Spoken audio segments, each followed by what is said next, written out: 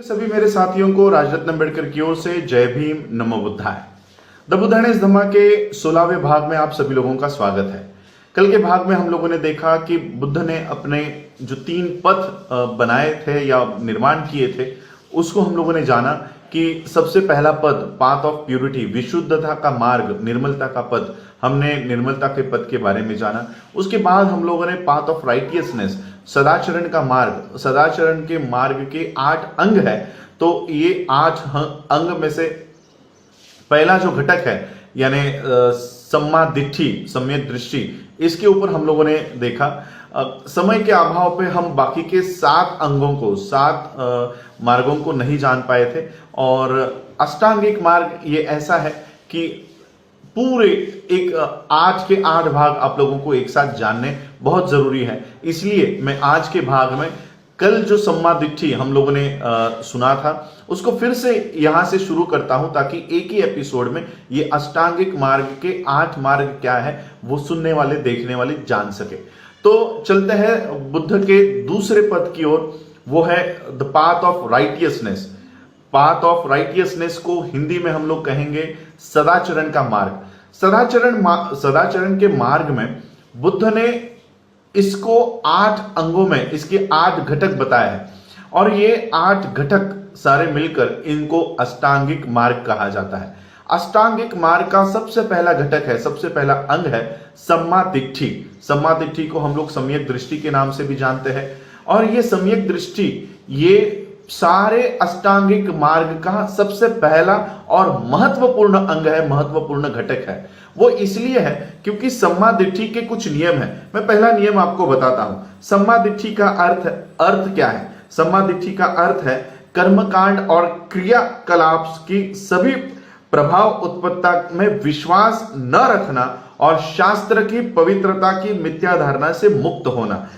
सम्मा दिट्ठी पहले भाग में कहता है कि सम्मा दिट्ठी क्या है, कि जितने भी कर्मकांड है, जितने भी होम हवन है, जितने भी यज्ञ है और जितने भी शास्त्र है, इन शास्त्रों में विश्वास न रखना, किसी भी तरह के कर्मकांड में अपने आप को नहीं झोंकना, यह सम्मा दिट्ठी का पहला अर्थ है। सम्मा दिट्ठी के लिए का दूसरा अर्थ है सभी तरह के अंधविश्वास, सभी तरह के सुपरस्टिशन, सभी तरह के सुपर नेचुरलिज्म, जो भी इस संसार के विरोध में है, इस निसर्ग के विरोध में है, इसके ऊपर विश्वास रखना, ये हमको खत्म कर देना चाहिए। इसके ऊपर का जो विश्वास है वो त्याग करना। अंधविश्वास और अनैसर्गिक चीजों के ऊपर जो विश्वास है उसका त्याग करना, यह सम्मा दिट्ठी का दूसरा रिक्वायरमेंट है, दूसरी इसकी जरूरत है। सम्मा दिट्ठी के लिए तीसरी जरूरत है abandonment of all doctrines which are mere speculation without any basis in fact of or experience। ऐसे भावनाओं को, ऐसे सिद्धांतों को, सभी को हमको खारिज करना है, सभी का त्याग करना है जो सच्चाई के और अनुभव के परे है, जिनका सच्चाई से कोई लेना देना नहीं है, जिनका अनुभव से कोई लेना देना नहीं है। ऐसे सभी विश्वासों को हमको त्याग करना है। सम्मा दिट्ठी के लिए चौथी रिक्वायरमेंट है, चौथी जरूरत है फ्री माइंड और फ्री थॉट, यानी मुक्त विचार, कि हमारे विचारों के ऊपर कोई भी प्रतिबंध नहीं होना चाहिए, और मुक्त मन, स्वतंत्र मन, ये सम्मा दिट्ठी के लिए चौथी जरूरत है। तो इस तरह के 4 जरूरत सम्मा दिट्ठी के लिए होते हैं। ये 4 जरूरतों का पालन करने के बाद किसी भी इंसान में सम्मा दिट्ठी ये उसमें आ सकती है। दूसरा जो मार्ग बुद्ध ने अष्टांगिक मार्ग में बताया है वो है सम्मा संकप्पो। सम्मा संकप्पो यानी सम्यक संकल्प। सम्यक संकल्प के लिए बुद्ध कहते हैं कि हर एक इंसान, इसमें कुछ उद्देश्य होते हैं, कुछ महत्वाकांक्षा, आकांक्षाएं होती है।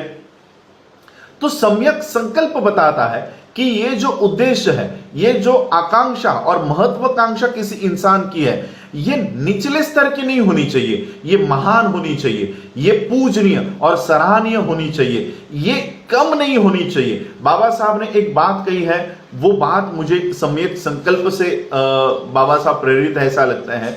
बाबा साहब कहते हैं लो एम इज अ क्राइम, इस तरह के जो उद्देश्य है, जो निचले है, ये एक गुनाह है। और यही सम्यक संकल्प कहता है कि जो उद्देश्य किसी इंसान के होने चाहिए, संकल्प होने चाहिए या महत्वाकांक्षा होनी चाहिए, आकांक्षा होनी चाहिए, ये बहुत बड़ी होनी चाहिए, ये महान होनी चाहिए और ये लोगों के लिए सराहनीय होनी चाहिए। इस तरह के संकल्प किसी भी इंसान में होने चाहिए, ये सम्यक संकल्प सिखाता है। और तीसरा मार्ग हम देखेंगे, तीसरा मार्ग है, इस अष्टांगिक मार्ग का तीसरा मार्ग है सम्मा वाचा। सम्मा वाचा यानी सम्यक वाणी, सम्यक वाचा। सम्यक वाचा कहता है कि हर एक इंसान को वही कहना चाहिए जो सच है, जो सत्य है। सम्यक वाचा के लिए यह जरूरी है, सम्यक वाचा के लिए सबसे पहली जरूरत है कि वही बात कहे जो सच है और सच के अलावा और कुछ नहीं है। दूसरी जरूरत है कि हमको झूठ नहीं बोलना है, असत्य नहीं बोलना है। ये सम्यक वाचा का दूसरा रिक्वायरमेंट है, दूसरी जरूरत है, ये दूसरी शिक्षा है। और तीसरी शिक्षा है कि इंसान को दूसरों की बुराई से बचना चाहिए, दूसरों की बुराई करने से बचना चाहिए। और चौथी रिक्वायरमेंट है कि हम लोगों को किसी की निंदा नहीं करनी है, किसी के बारे में गलत अफवाहें नहीं फैलानी है। इस तरह की चौथी रिक्वायरमेंट सम्मा वाचा की है। सम्मा वाचा में पांचवी रिक्वायरमेंट है, पांचवी जो शिक्षा सम्मा वाचा देता है, सम्यक वाचा देता है कि हम लोगों को गुस्से में या अपने गुस्से को काबू में रखते हुए वही शब्दों का इस्तेमाल करना चाहिए जो हानिकारक नहीं है, गाली गलौच वाले शब्द नहीं है। इन शब्दों का प्रयोग करने से हमको बचना चाहिए, इन शब्दों का प्रयोग हमको नहीं करना चाहिए। और छठा रिक्वायरमेंट, छठी शिक्षा सम्यक वाचा देती है कि one should speak kindly and courteously. आदर से और प्रेम पूर्वक, आदर देते हुए इस तरह से हम लोगों को लोगों के साथ बात करनी चाहिए। और सातवीं रिक्वायरमेंट है that one should not indulge in pointless and foolish talk. किसी भी इंसान को व्यर्थ की बातों में नहीं पड़ना चाहिए और अज्ञान की बातों में, मूर्खता की बातों में किसी भी इंसान को वहां पर इंडल्ज नहीं होना है, व्यर्थ की बातों में नहीं पड़ना है। यह सम्यक वाचा की शिक्षा है, यह सम्यक वाचा का मेन उद्देश्य है। उसके बाद और एक बात बुद्ध ने बताई है कि ये जो सम्यक वाचा है, ये किसी के भी दबाव में आकर कि कोई मुझे सच्चाई पर, या ये 7 तरह की जो रिक्वायरमेंट्स है सम्मा वाचा के लिए, इसका इस्तेमाल में अगर मैं किसी लाता हूं तो कोई मेरे लिए गलत बोलेगा या मुझे शिक्षा देगा, इस तरह के दबाव में आकर हमको इस सम्मा वाचा का प्रयोग नहीं करना है। किसी को खुश करने के लिए कि या झूठ बोलने पर मुझे कोई इनाम देगा, तो इस तरह का बर्ताव हम लोगों को सम्यक वाचा में नहीं करना है। तो किसी भी तरह के दबाव में आते हुए, किसी भी तरह के लालच में आते हुए सम्यक वाचा का प्रयोग हम लोगों को नहीं करना है। उसके बाद आता है सम्मा कम्मंतो। सम्मा कम्मंतो कहता है कि हमारा जो व्यवहार होता है, हमारा जो बिहेवियर होता है, ये इस व्यवहार से किसी और के भावनाओं को दुख नहीं पहुंचना चाहिए, किसी और के अधिकारों का हनन नहीं होना चाहिए। हमें ऐसे काम करने चाहिए, हमारे कार्य ऐसे होने चाहिए कि हमारे कार्य से किसी की भावनाओं को ठेस ना पहुंचे, किसी के अधिकारों का हनन ना हो। इस तरह का जो चौथा अंग है अष्टांगिक मार्ग का, वो है सम्मा कम्मांतो, सम्यक कर्मांत। हमारे कर्म ऐसे होने चाहिए कि हमारे कर्म करने के बाद किसी के भावनाओं को ठेस नहीं पहुंचे और किसी के अधिकारों का हनन ना हो। उसके बाद आता है पांचवा सम्मा आजीवो। बुद्ध कहते हैं कि हर एक इंसान को अपनी आजीविका कमानी ही होती है। वो आजीविका कमाने के कुछ मार्ग होते हैं, कुछ मार्ग अच्छे होते हैं, कुछ मार्ग गलत होते हैं। अच्छे मार्ग वो है जिससे किसी की भी हानि नहीं होती, किसी को भी दुख नहीं होता, किसी को भी चोट नहीं पहुंचती। यह है अच्छे आजीविका कमाने के अच्छे मार्ग। और बुरे कर्म वो है जिससे किसी के साथ इनजस्टिस होता है, किसी के साथ जो बुरे कर्म होते हैं या किसी के साथ भेदभाव होता है या किसी के साथ न्याय नहीं हो पाता, तो इस तरह से जो आजीविका कमाने के मार्ग है, वो आजीविका कमाने के मार्ग से किसी के साथ अगर कोई हानि नहीं पहुंचती है तो वो सम्यक कर्मांत उसको कहा गया है, सम्यक आजीविका उसको कहा गया है, सम्मा आजीवो। और उसके बाद आता है सम्यक व्यायाम। सम्यक व्यायाम यानी सम्मा व्यायामो। ये जो सम्मा दृष्टि हम लोगों को प्राप्त होती है, सम्यक दृष्टि जो प्राप्त होती है, ये प्राप्त होने के बाद हम लोगों का ये कर्तव्य है कि उस दृष्टि को बनाए रखें, और उस दृष्टि को बनाए रखने के लिए सम्मा व्यायाम, सम्यक व्यायाम, ये हम लोगों को उपयुक्त में आता है। सम्यक व्यायाम के 4 उद्देश्य है। पहला उद्देश्य है कि जो अष्टांगिक मार्ग के खिलाफ जो प्रवृत्तियां हमारे में है, उस प्रवृत्तियों को अपने चित्त में, अपने स्टेट ऑफ माइंड में उसको रोकना। अपने चित्त में, अपने मन में जो प्रवृत्तियां निर्माण होती है जो अष्टांगिक मार्ग के विरोध में है, ऐसे चित्त प्रवृत्तियों को रोकना, दबाना, ये उनको रोकना, ये सम्मा व्यायाम का, सम्यक व्यायाम का पहला उद्देश्य है। दूसरा उद्देश्य है कि ऐसे चित्त प्रवृत्तियों को जो पहले से उत्पन्न हुई है, मन पूरा अपने मन में पहले से है, ऐसे चित्त प्रवृत्तियों को उसको दबाना और उसको नष्ट करना। और तीसरा उद्देश्य इस सम्मा व्यायाम का है कि ऐसे चित्त प्रवृत्तियों को निर्माण करना जो इस अष्टांगिक मार्ग को पाने के लिए सिद्ध हो सके, जो इस अष्टांगिक मार्ग को पाने में सहायता कर सके। ऐसे चित्त प्रवृत्तियों का किसी भी इंसान में निर्माण करना, ये सम्यक व्यायाम का ये चौथा उद्देश्य होता है। और तीसरा उद्देश्य होता है। और चौथा उद्देश्य होता है ऐसे चित्त प्रवृत्तियों को प्रमोट करना, उसको बढ़ावा देना, जो सम्यक जो अष्टांगिक मार्ग को पाने के लिए सिद्ध होता है, उसको पाने के लिए मदद करता है। ऐसे चित्त प्रवृत्तियों को बढ़ावा देना, यह है सम्यक व्यायाम के 4 उद्देश्य। 4 उद्देश्य यानी नए सिरे से जो हमारे में विकृति निर्माण होगी, उसको हमें उसको प्रिवेंट करना है, उसको रोकना है। जो ऑलरेडी हमारे मन में जो चित्त प्रवृत्तियां निर्माण हुई है, उसको दबाना, उसको खत्म करना।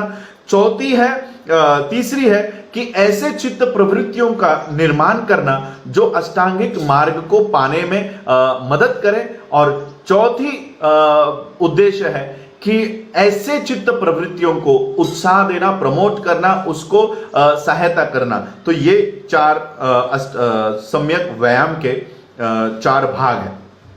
उसके बाद आता है 7वां अष्टांगिक मार्ग का 7वां अंग, 7वां घटक, और वो है सम्मा सति। सम्मा सति का मतलब है हमारा जो मन है, इस मन को हमेशा हमको जागरूक रखना है, इसको हमेशा माइंडफुलनेस, बुद्ध ने जो बाबा साहब ने जो वर्ड यूज किया है वो है माइंडफुलनेस और थॉटफुलनेस। हमारे विचारों को और हमारे मन को हमेशा हमको जागरूक रखना है। और इस तरह से हमारे मन के ऊपर हमको वॉच रखनी है, निगरानी करनी है। जो भी बुरे विचार हमारे मन में प्रवेश करते हैं, उन विचारों के ऊपर हमको निगरानी करनी है। जो भी बुरे विचार हमारे मन में आते हैं, उसको वहीं से हम लोगों के दिमाग से निकालकर उनको बाहर निकालना है। यह है सम्मा सति का काम, यह है सम्मा सति का उद्देश्य। बुद्ध कहते हैं कि ये जो मार्ग है, ये जो घटक है, यानी सम्मा दिट्ठी, सम्मा संकप्पो, सम्मा वाचा, सम्मा कम्मांतो, सम्मा आजीवो, सम्मा व्यायामो और सम्मा सति, इसको पाने में, यानी फिर से मैं आपको ये वर्ड्स बहुत याद रखने में मुश्किल है, इसलिए सम्यक दृष्टि के बाद सम्यक संकल्प, सम्यक वाचा, सम्यक कर्मांत, सम्यक आजीविका और सम्यक व्यायाम और सम्यक सति। इन 7 घटकों को, इन 7 अष्टांगिक मार्ग के 7 मार्गों को पाने में कुछ बाधाएं होती है, कुछ बाधाएं आती है। और ये बाधा है हमको ये 7 मार्गों को, 7 घटकों को पाने में ये मुश्किलें पैदा करती है। और वो घटक है लोभ, द्वेष, आलस और इनडिसीजन, अनिर्णय। ये 4 वो बंधन है जो हम लोगों को ये अष्टांगिक मार्ग के 7 मार्गों को पाने में बाधा निर्माण करता है। और इसलिए इन लोभ, द्वेष और आलस्य और इनडिसीजन, अनिर्णय को रोकने के लिए हमको समाधि का इस्तेमाल करना चाहिए। समाधि, लेकिन बुद्ध कहते हैं, लेकिन समाधि भी कौन सी समाधि? समाधि भी वो जो सम्यक हो, जो सम्मा समाधि हो। यह सच है कि समाधि से हम चित्त की एकाग्रता करने में कामयाब हो सकते हैं। यह भी सच है कि इस चित्त की एकाग्रता करने के बाद लोभ, आलस्य और द्वेष, मत्सर, अनिर्णय को हम रोक पाएंगे। यह भी सच है, लेकिन सिर्फ समाधि किसी भी काम की नहीं। मैं ये ज्यादातर उन लोगों को कहना चाहता हूं जो लोग विपश्यना मार्ग, समाधि मार्ग का पालन करते हैं। उनको मैं ये कहना चाहता हूं कि सिर्फ समाधि से कुछ नहीं होने वाला। समाधि की जरूरत नहीं है, जरूरत है सम्यक समाधि की। सम्यक समाधि, और सम्यक समाधि क्या है? सम्यक समाधि है कि सिर्फ हम लोगों को इन 4 बाधाओं को रोकना नहीं है, हमारे चित्त को इस तरह से ट्रेन करना है, इस तरह से उसको प्रशिक्षित करना है कि ये जो द्वेष भावना है, मत्सर है, आलस है, अनिर्णय है, ये जो बाधा है, ये हमारे मन में कभी उत्पन्न ही ना हो। इस तरह से हमारे चित्त को, माइंड को हमको ट्रेन करना है, प्रशिक्षित करना है। सिर्फ समाधि एक नकारात्मक चीज है, वहीं पर सम्यक समाधि एक सकारात्मक चीज है। वो मन को, माइंड को ट्रेन करती है कि वो इस अपने चित्त को एकाग्र करने के बाद उस चित्त को, उस माइंड को, उस मन को अच्छे कर्म करने के लिए ट्रेन करती है, अच्छे कर्म करने के लिए प्रेरित करती है। इस तरह का काम ये सम्यक समाधि करती है। और सम्यक समाधि ये बुरे ख्यालों को और बुरे आचरण को, अकुशल कर्म को करने से रोकती है। और इस तरह से सम्यक समाधि ये चित्त को, माइंड को, मन को एक आदत डाल देती है। आदत, हैबिचुअल बना देती है अपने माइंड को। इस तरह के आदत डाल देती है कि अपना माइंड, अपना मन ये हमेशा अच्छी बातों के ऊपर ध्यान केंद्रित करे, अच्छे विचारों के ऊपर ध्यान केंद्रित करे। इस तरह से सम्मा समाधि अपने मन को वो सारी पावर देती है, वो सारी शक्तियां प्रदान करती है जो अच्छे कर्म करने के लिए प्रेरित करती है। यह है बुद्ध के अष्टांगिक मार्ग के 8 घटक, 8 मार्ग जो हम लोगों ने आज देखे। कल हम लोग देखेंगे बुद्ध के नैतिकता का मार्ग। इस नैतिकता के मार्ग के जिस तरह से सदाचरण मार्ग के 8 अंग थे, उस तरह से नैतिकता के मार्ग के 10 अंग है। वो 10 अंग क्या है, ये हम आने वाले एपिसोड्स में देखेंगे। आप लोगों ने आज मुझे सुना, उसके लिए आभार। मैं और एक बात आप लोगों को बता देना चाहता हूं। ये वीडियो तो मैं सुबह ही बना देता हूं, 7, साढ़े 7, 8 बजे तक मेरा ये वीडियो हो जाता है। लेकिन अब पूरी दुनिया ये ऑनलाइन है।